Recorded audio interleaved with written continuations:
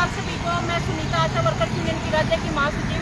लगभग 73 दिन से आशा जो है आंदोलन पे थी, हड़ताल कर रही थी और हड़ताल के 73वें दिन आज सरकार से वार्ता हुई है। 5वीं बार सरकार से वार्ता हुई है और आशा वर्कर्स को जो है 7 महीने हो गए आंदोलन करते हुए। हम हर महीने आंदोलन कर रहे थे और पिछली 8 अगस्त से हमें हड़ताल पे जाना पड़ा क्योंकि सरकार हमारी बात नहीं सुन रही थी, हमसे बात नहीं करना चाहती थी। सरकार एक गतिरोध बनाए हुए थी, उसको तोड़ना नहीं चाहती थी। आशाओं के आंदोलन की अनदेखी कर रही थी, उनके काम की अनदेखी कर रही थी। फाइनली सरकार ने जो है आशाओं के आंदोलन के दबाव में, हड़ताल के दबाव में और जो काम आशा वर्कर्स करती है उस काम के जो महत्वपूर्ण काम है जिससे जनता प्रभावित हो रही थी, उन सेवाओं के बिना जो है और सरकार ने जो है आज वार्ता में कुछ सहमति सरकार के साथ बनी है और वो आशा वर्कर्स को फिक्स मानदेय 4000 दिया जाता है, उसको सरकार ने बढ़ा करके 6100 रुपये करने की जो है सहमति जताई है। एक तरीके से 2100 रुपये आशा वर्कर्स के फिक्स मानदेय में बढ़ाए जाएंगे। राज्य सरकार ने, मुख्यमंत्री जी ने ये भी कहा है कि जो केंद्र सरकार की तरफ से इंसेंटिव आशा वर्कर्स को दिए जाते हैं वो इंसेंटिव की फाइल बना करके जो है केंद्र सरकार को भेजी जाएगी और उनमें भी बढ़ोतरी की जाएगी और इसकी सिफारिश स्वयं मुख्यमंत्री जी करेंगे। केंद्र सरकार को वो पत्र लिखेंगे और उसके साथ ही जो 50% टॉपअप मिलता है वो भी भविष्य में हरियाणा सरकार जो है वो बढ़ाएगी, ऐसी सहमति भी बनी है। रिटायरमेंट के वक्त पर जो है आशा वर्कर्स को खाली हाथ अपने घर जाना पड़ता था। आशा वर्कर्स के लिए जो है सरकार ने ये भी स्वीकार किया है कि रिटायरमेंट के समय आशा को 2 लाख रुपए रिटायरमेंट बेनिफिट दिया जाएगा।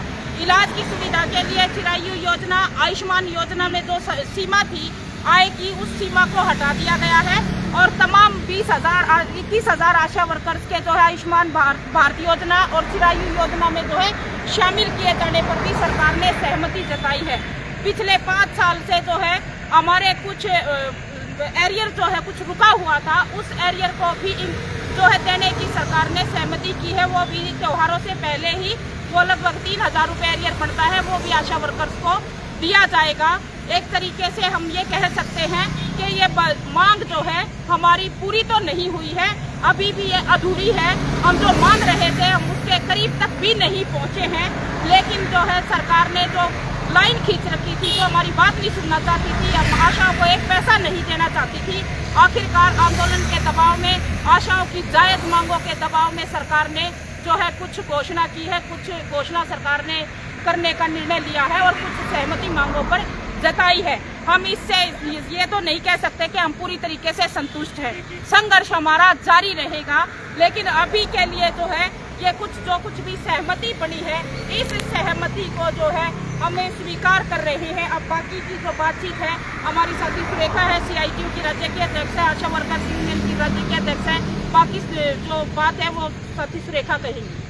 नमस्कार साथियों, जैसा कि हम सब जानते हैं 73 दिन से हम हरियाणा की 20,000 आशा वर्कर संघर्ष कर रही थी और हमारे संघर्ष को हरियाणा की जनता, न केवल हरियाणा की जनता बल्कि पूरे देश की जनता बहुत ही उम्मीद की नज़र से देख रही थी और सरकार के साथ हमारे एक तरह से हम ये कह सकते हैं गतिरोध बना हुआ था, बातचीत नहीं हो रही थी।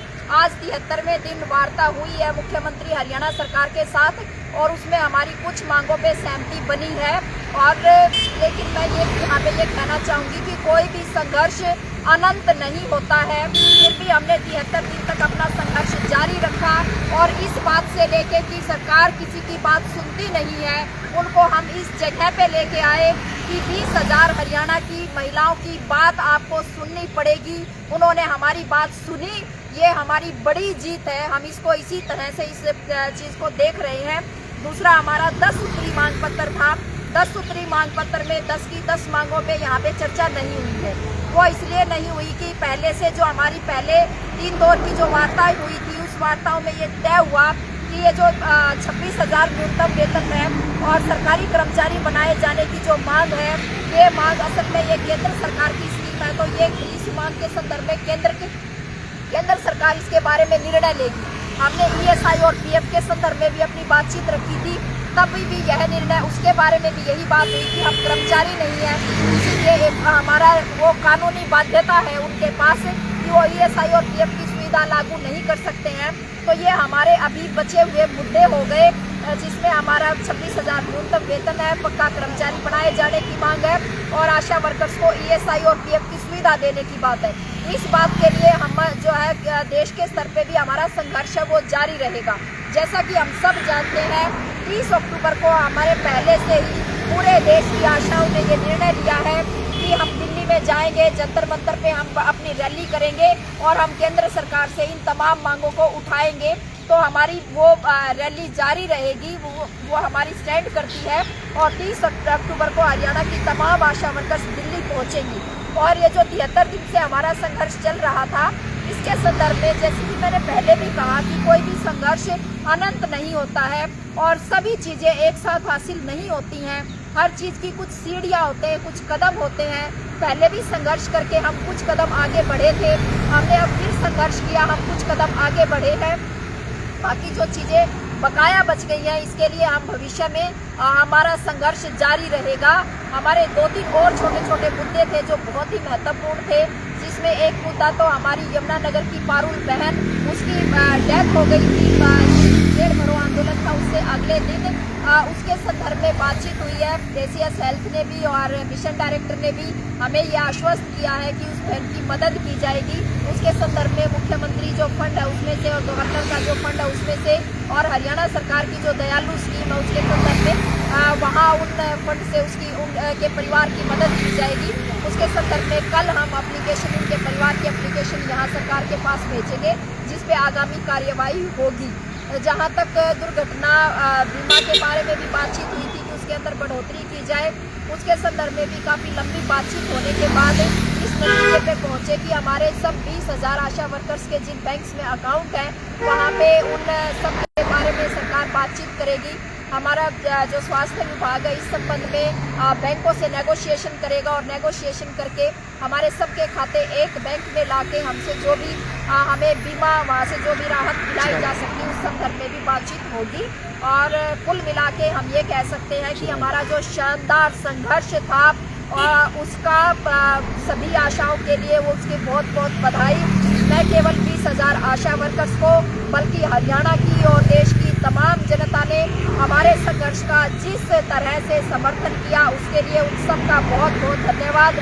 संयुक्त किसान मोर्चा, महिलाओं के संगठन, नौजवानों के संगठन, छात्रों के संगठन और हमारी CITU की और बाकी ट्रेड यूनियनें, जितनी भी ट्रेड यूनियनों ने हमारा समर्थन किया, हम उन सबका आभार व्यक्त करना चाहते हैं, हम उन सबका धन्यवाद करना चाहते हैं कि हमारी इस बात को वहाँ तक पहुँचाने में उन्होंने एक अहम भूमिका निभाई है। हमारे जनता के तमाम चुने हुए प्रतिनिधि, जिसमें सरपंच, पंच, हमारे ब्लॉक समिति के मेंबर, हमारे जिला परिषद, जिन्होंने हमारा शानदार सहयोग किया, गांव के स्तर पे भी हमारे आंदोलनों में भी हम उनका भी यहाँ से आभार व्यक्त करना चाहते हैं अपने आंदोलन में समर्थन देने के लिए। और मैं 20,000 आशा वर्कर से ये भी अपील करूँगी कि हमने संघर्ष 73 दिन संघर्ष लड़ा है और उस लड़ने के बाद हमने एक उपलब्धि हासिल की है। हम कल से सभी वर्कर अपने अपने काम पे लौट जाएंगे। उससे पहले हम ये तय करेंगे हरियाणा की तमाम आशा वर्कर अपने धरना स्थलों पे, जिले की पूरी आशा वर्कर्स कल अपने अपने धरना स्थलों पे पहुँचे। इस संदर्भ में जो भी विस्तार से बातचीत आपको कल वहाँ पे बताई जाएगी और कल के बाद फिर हम अपने काम पे लौटेंगे। धन्यवाद साथियों।